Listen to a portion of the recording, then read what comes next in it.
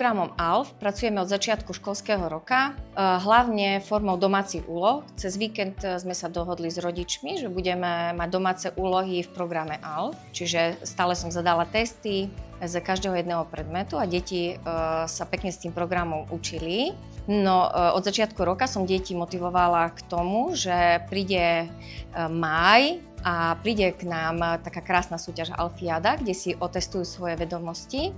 Tak sme sa hneď v prvý deň krásne naštartovali, nazbierali sme kopec bodov, no a pomaličky, či v triede, na tabletoch, alebo doma, deti pracovali či už v matematike, slovenčine, mohli z Outbooku si vybrať hociaký test z 3. ročníka a krásne na tom pracovať, aby sme vyhrali.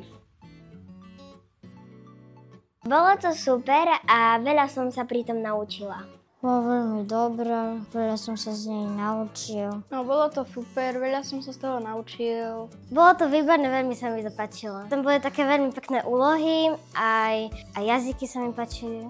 Je veľmi super a chcela by som sa zúčastniť aj na ďalší rok. Bolo to super, lebo som sa tam dačo nové naučil. Ja by som sa zapojila, lebo bola to strašne sranda a pritom sa nielen naučíš, ale aj zabavíš. Asi najviac v slovenčine a matematike. V ruštine a v nemčine. V matematike, slovenčine, ruskom jazyku, nemecky. Byť múdrejšou. A nemecký jazyk taký sa mi páčil. Slovenčinu a čítanie. Zo slovenčiny a z ruského jazyka.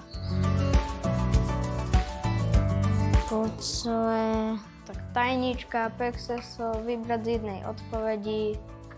Rada som riešila pexeso a doplňovačky. No, pexeso sa mi páčilo násobielka a geometria. Pexeso a také hadanky.